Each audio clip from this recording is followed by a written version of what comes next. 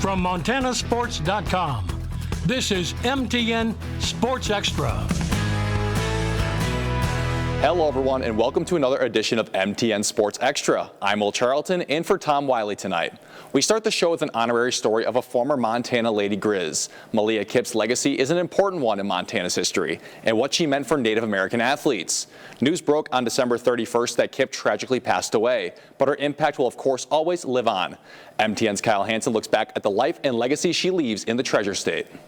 Basketball on Montana's Native American reservations is a passion that cannot be understated because of what it means to those who live there. In the early 90s, the town of Browning on the Blackfeet Indian Reservation was home to one Barbara Malia Kip, a tall, lanky athlete who would break barriers in the Treasure State. Malia talked how resilient the Native people are, the Browning people, with lots of obstacles to overcome, and I think they all represent Browning well. You know, it's just one of those things that, for me, they made my life better because I've got to know them. On December 31st, just before the new year began, Malia tragically passed away. But much like her impact in life, her death created a ripple effect across all corners of Montana and the U.S. from those who were inspired by her story.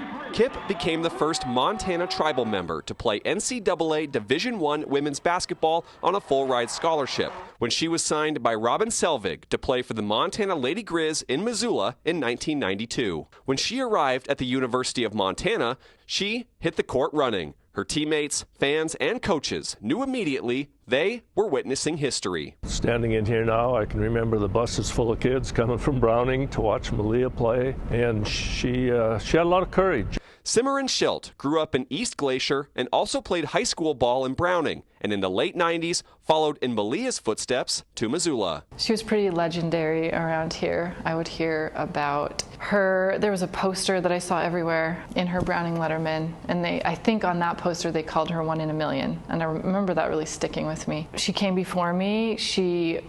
I think made it more possible for me to do what I did. Although Cimarron never saw Malia play as a Lady Grizz, the two met where you might expect, the basketball court. We played in a basketball tournament in Ronan, so we had played a couple tournaments together. The only thing I remember about that whole tournament is her throwing me the most perfect pass at the last second and me hitting the winning shot.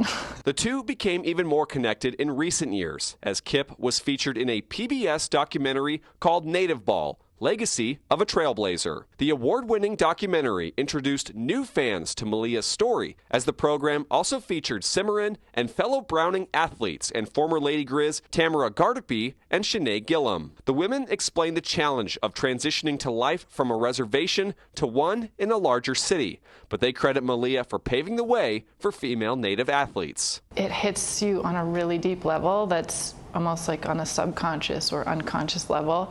When you see somebody from your area doing it, it makes it possible for you. Somebody who looks like you, somebody who has the same background, somebody who has similar families, economic, everything. It opens the door for you in a way that I don't think other things do. Even for Kip's non-native teammates, it was a learning experience. You know, we're all from Montana, but we're not all from the same place. A small town is also different than Missoula, the city. But then a tribal community on top of that is another level of difference. She talked about stereotypes in the film. She talked about the burdens carrying, living in two worlds, all these things I just wasn't aware of. Megan Harrington co-produced the film about her teammate, knowing Native Ball would shine a light on Malia's journey and the challenges she overcame. Resilience, perseverance, kindness, someone who believed in what she could do and did it, but she knew that she was able to do it. So the power of people and community really rings through in her story, and it was always about other people, but she is a hero. Kip quickly became part of the Lady Grizz dynasty and fabric under Coach Selvig. Another teammate, Krista Redpath, was a freshman during Malia's senior year. Malia offered to let Krista live with her, also acting as a mentor to the younger player. I spent a lot of time with her. I was blocked a lot in practice from her. Had some real tearful moments as a freshman, just adjusting to Division I basketball on both ends of the floor. And Malia was always offering a kind statement of encouragement or something to keep me going.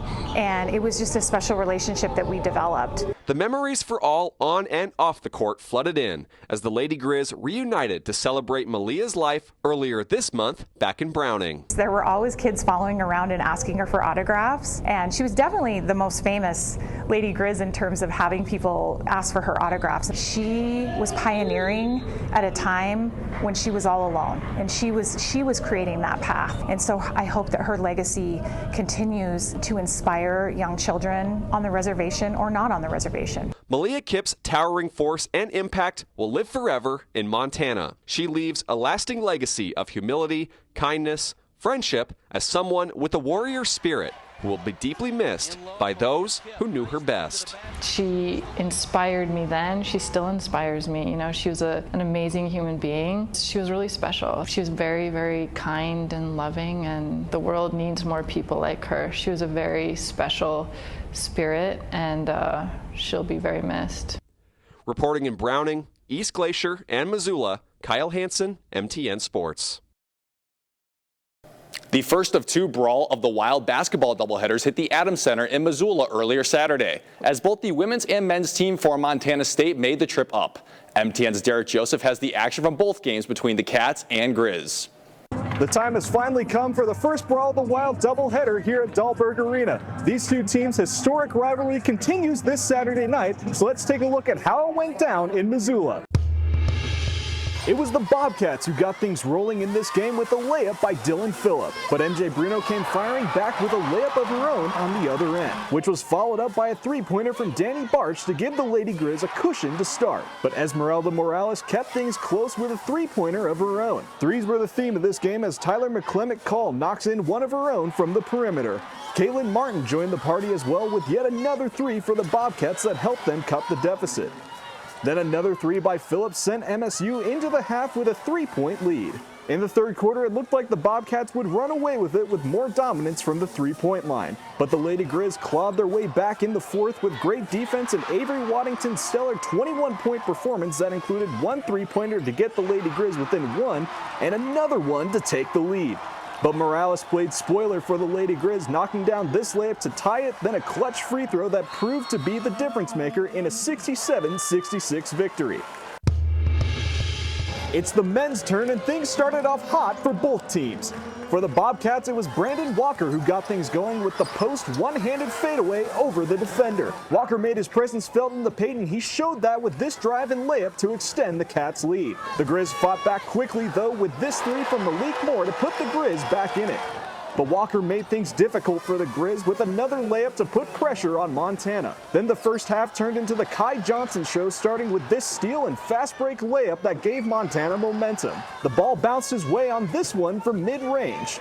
This run was complemented by an Austin Patterson steal and fast break slam at the other end of the court. Then it's Johnson again, this time in the paint with the and one layup that gets the crowd going.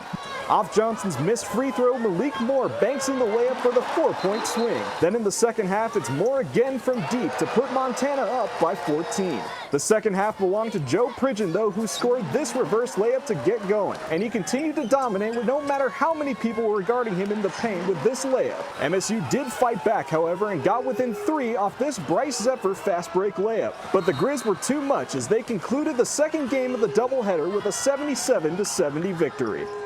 Reporting in Missoula, I'm Derek Joseph, MTN Sports. After the break, Great Falls hosted the Class AA wrestling duels earlier today. Highlights of that and more coming up. There's more action online at montanasports.com.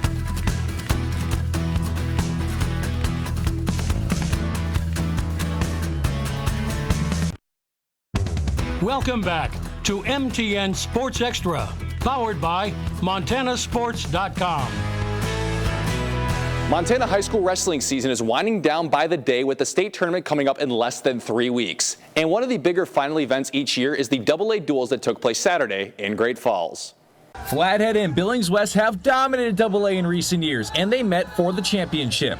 Let's get started with 132. It's Hunter Arriaga who will win the first match by tech fall. 5 points for the Braves. Then it's the Golden Bears getting on the board with back-to-back decisions, and this was an incredibly close battle between Corbin Barrett and Aiden Downing as Barrett wins 8-7 and 144. Flathead then extending its lead with a tech fall at 157 thanks to Lane Shivers, although West would awake from hibernation from this point forward. At 165, it's the first pin of the championship, and West Bowden Bentley takes care of business here to give his guys momentum. This would carry over into the next 4 matches as the Golden Bears kept on rolling. Here's a pin by Anthony Garcia at 190, and also a heavyweight fall for Christian Allies. And Jackson Roby's decision win here at 110 ultimately sealed the deal, and it's West who takes home first place 35-26. Third place duel in this quickly would become a stampeding of the Butte Bulldogs by the Great Falls Bison. Ross Tolliver starts things off with a pin at 132, and then right after at 138, Gage Clothier wins by tech fall 16-0. Including forfeits, Great Falls won the first 5 matches, and here's Malachi Daigle adding on to the fun with a pin at 150. Butte would finally get on the board at 165 thanks to a fall by Reese Canine, but the Bison earned third place in the tournament, which they hosted thanks to a couple more pins by Isaac Tolan and Colin Bolin. Final score 51-27. Staying at the high school ranks, one of Class B's breakout teams over the past couple of seasons in girls basketball are the Ennis Mustangs. MTN's Luke Shelton caught up with a key player who can light it up from distance. MTN's Luke Shelton down here at Ennis High School, where the Mustang girls are galloping through the Southern B as they look to make consecutive trips to the state tournament. Let's go. And leading the charge, junior Marissa Snyder, who has evolved into one of Class B's most prolific scorers. Unlike this guy, whose identity shall remain confidential, watching Marissa Snyder work the perimeter is like watching an expert marksman in action. And when she's zoned in, it's a one-of-a-kind sensation. Can you describe what that feeling's like when you're like, okay, I'm just dialed in and everything's falling through? What's that feel like? It's just awesome, just being able to do that and help my team out and just get the dub. Well, the wins have been piling up, as has Snyder's stat sheet. She sank a career 158 three-pointers, and this season is leading the conference with over 22 points per game. Snyder is a sharpshooter with a basketball in her hands, and her teammates have given her a fitting nickname. A lot of the girls call her Marissa Sniper, which is pretty fitting with how she shoots the ball from the three-point line. Snyder's ability to bombard opponents was on full display in a winner-go-home third-place game at the Southern B tournament last season, where she erupted for 40 of her team's 48 points. What do you remember most about that game? Just being able to shoot it from everywhere and it going in.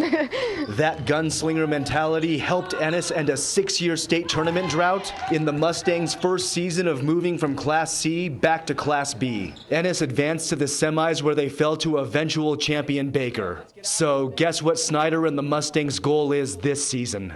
Get back to state and make a bigger run at state than what we did last year. We won a couple games there, but we're there to get a trophy, hopefully. And that stat sheet I mentioned earlier? Well, there's really only one number that matters to Snyder. I don't keep track of anything. Just whatever on that scoreboard, we gotta be the higher score. Win on 3, 1, 2, 3. In Ennis, Luke Shelton, MTN Sports. Coming up, a Montana high school track athlete is setting national records. Find out who after this.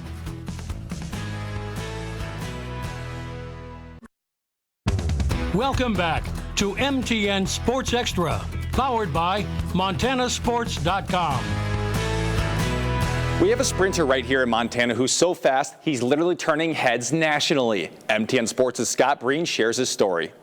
Billings Skyview's Ryan Deerenfield loves to spend Sundays on the couch watching football. I'm a Broncos fan, so I'm beyond sick of the Chiefs. Those Sundays on the couch are intended to let his body recover, because Deerenfield spends most of the week tearing it down. Monday, Tuesday, Wednesday, Friday, and Saturday are gym and track. He's talking about workouts that clock him as one of Montana's fastest high school sprinters. Deerenfield winning state AA gold last spring in both the 100 and 200. Then just last month, he ran the fastest indoor 60-meter dash in the nation among high school sprinters. His time, 6.68 seconds. I kind of took a second just to kind of make sure I was reading it right. I saw the time, and then I looked over and saw my parents, and it was a moment. The things that he has accomplished don't surprise me anymore. Turns out Deerenfield's 60 time ranked top 12 even among college runners this season. You know what? Montana isn't exactly always known for the best sprinting state in the country. We have amazing distance runners, but sprinting-wise, it's kind of been far and few in between. It's pretty special. Deerenfield's time instantly caught the attention of big-name universities. The senior had already been visiting with Virginia Tech. Florida State was talking to me the other day, Auburn, Ohio State, so it's just it's all surreal right now. He says he's had to make leg workouts his favorites, and you can certainly see the results. He's also locked into a low-sugar diet, as in not even a cookie. No, none of that. I will after season, though. I've been waiting, so whenever that end of June comes, it'll be a fun time for the diet. Back to the gridiron, though, where Deerenfield just played fantasy football for the first time. I did. I got second, but I started 1-5. He knows it was a remarkable mid-season turnaround. I did my part in the trades, so I worked for it. He's clearly not afraid to work. Scott Breen, MTN Sports. It was another basketball Saturday in the Frontier Conference. We'll have highlights from a very important doubleheader after the break.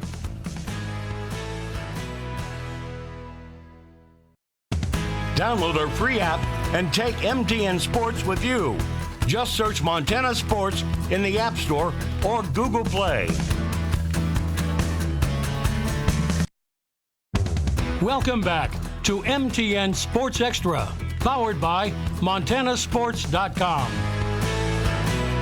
Through the first cycle of play in the Frontier Conference, Rocky Mountain College and Montana Tech have looked like two of the top teams in both women's and men's basketball. The two met in Butte for the second time Saturday for another doubleheader. And back to MTN's Luke Shelton with the highlights.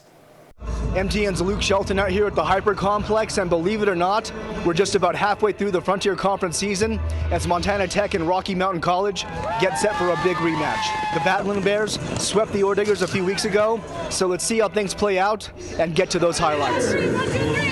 Women's game first, and both Tech and Rocky sitting at 4-2 in conference play. First quarter, Battling Bears with the lead, and here's Gracie Leckvold with the clean bounce pass to Sydney Detman, and the Fresno State transfer lays it in to put her team up by 5. And Rocky rolling as Paige Wasson, no one else in the frame, and she snipes in the corner tray as the Bears pulling away early. But here comes Tech. Second quarter, Brooke Batavinik finds a lane, drives and scores, and then a few minutes later hits pay dirt from the top of the key, and it's a single-digit game.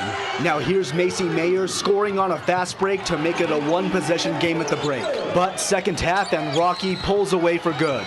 Isabel Hagum off the glass, and the Bears win this one 62-53 and are now tied with Carroll College atop the league standings.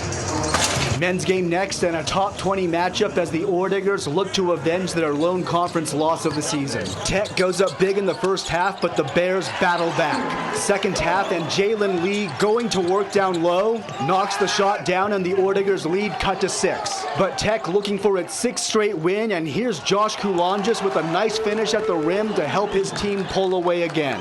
And now Hayden Deacon, soft touch off the glass, and the Ore Diggers in control. Late in this game, Tech already with the win firmly in hand. But how about some final theatrics as Keely Bake with an absolutely ridiculous buzzer-beating triple as number 11 Tech rolls to a 76-59 win, and the Ore Diggers have now won their 6th straight game. In Butte, Luke Shelton, MTN Sports. For all our other sports content, head on over to MontanaSports.com. But that's going to do it for tonight's show. I'm Will Charlton. Thanks for watching, and we'll see you back here in MTN Sports Extra next Saturday at 10:30.